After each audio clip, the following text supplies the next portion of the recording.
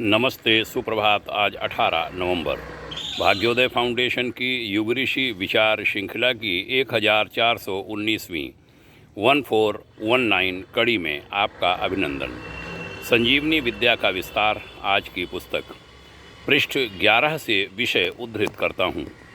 शीर्षक है श्रद्धा मानव की सबसे बड़ी संपदा।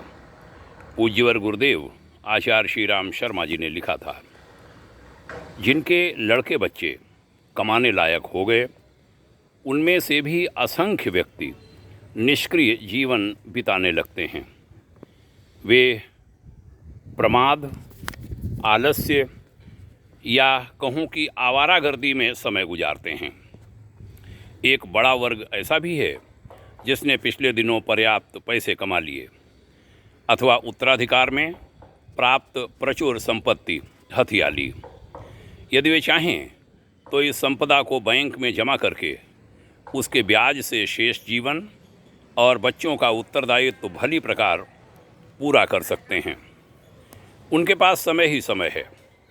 यदि उनका मन कीचड़ में उगने वाले कमल की तरह तनिक ऊंचा उठ सके, आदर्श और चिंतन की ओर वे अपना मुंह मोड़ सकें, तो समझना चाहिए कि युग प्रशिक्षकों की एक नई सेना मोर्चे पर आ खड़ी हुई।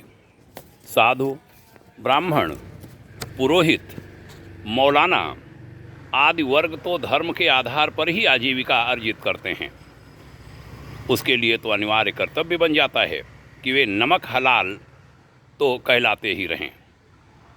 भजन करने का बहाना तो ऐसा नहीं है जिसकी आड़ में जन साधारण की श्रद्धा और संपदा का दोहन लंबे समय तक किया जाता रहे। महिलाओं में से भी कुछ न कुछ ऐसी हो सकती हैं जिन्हें रसोईदारिन, चौकीदारिन, धोबिन अस्तर के कामों से थोड़ी फुर्सत मिल सकती है।